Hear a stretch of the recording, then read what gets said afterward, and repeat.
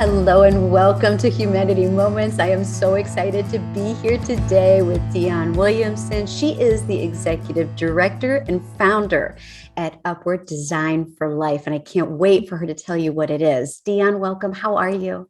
I'm good. Thank you, Heather. I'm glad to be here. I am so excited for you to share your story. So I Thank just you. learned about Dionne and she's doing some incredible things. So could you please share a little bit about your journey and what you're doing with Upward Design for Life?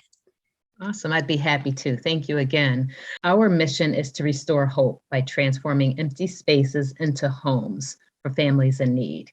I formed the nonprofit agency in 2017, and we began operations in January of 2018.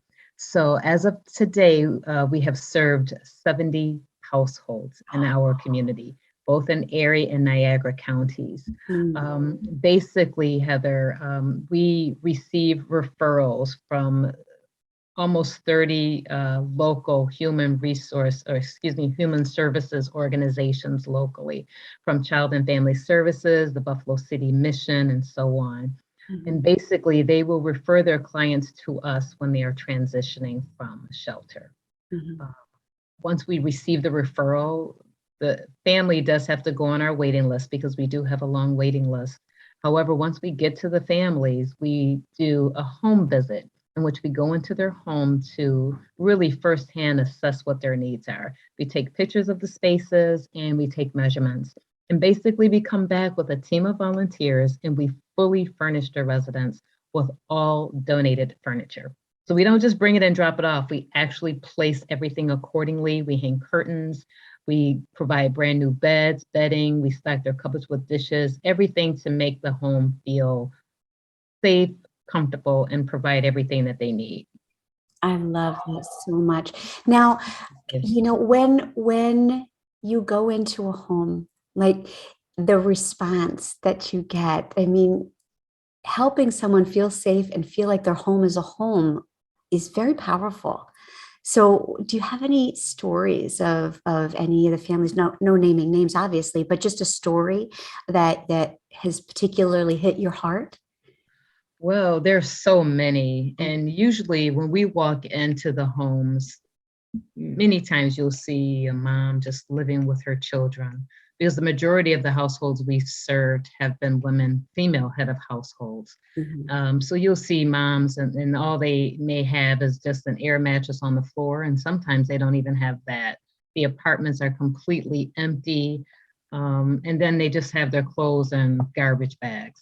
Mhm. But it's when we actually come and do the work. And once the work is finished, um, the amount of gratitude that is shown from our families is beyond measure, and it is so rewarding and so much joy to see a child's face light up when walking into a bedroom and see that they have their own bedroom, their own bed, a desk, dressers, just a place where they can call their own. And Mhm. also for the family, it's just a way of restoring their dignity and independence because Mhm. there's a level of embarrassment that also comes with, having someone come to your home and you don't have anything in there.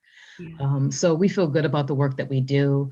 Many times our families are telling us, my back no longer hurts, because now I'm sleeping on a bed, now I can perform better on the job. My kids are doing better at school because now they're getting a good night's rest. I So it's all those things that really an important role in home. Home is really everything. It's where we start our day. It is the foundation of everything, for our lives. So What what gave you the idea? What made you decide to start this? well, I've always had a love for interior design, and I think Mhm. that just came from my upbringing. Yeah.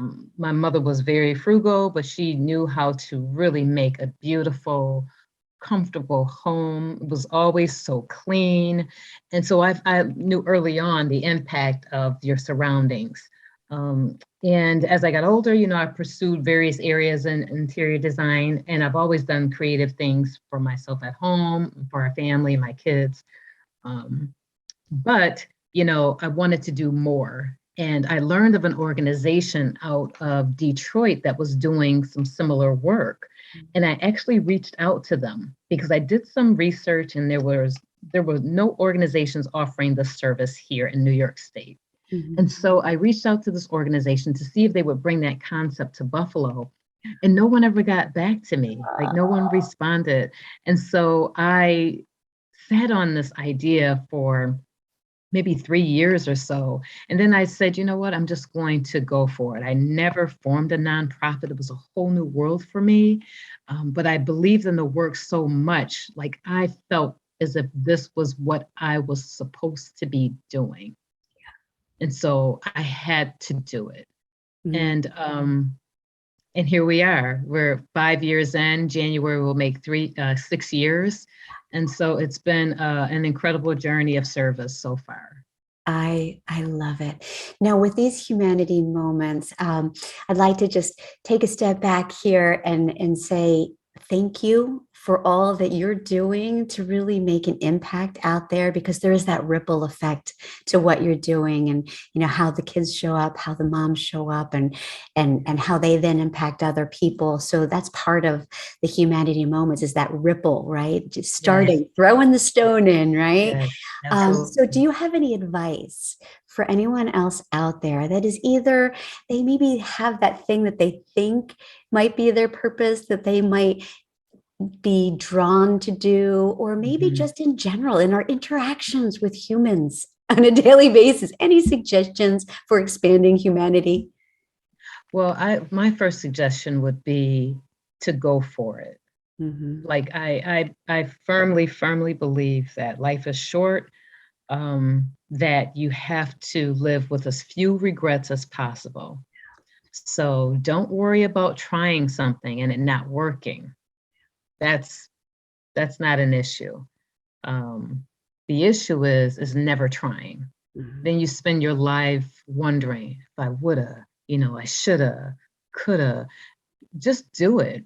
Just do it. And if it doesn't work out, then that means it wasn't the right time or the right project. And Mhm. just check it off the list and move on to something else.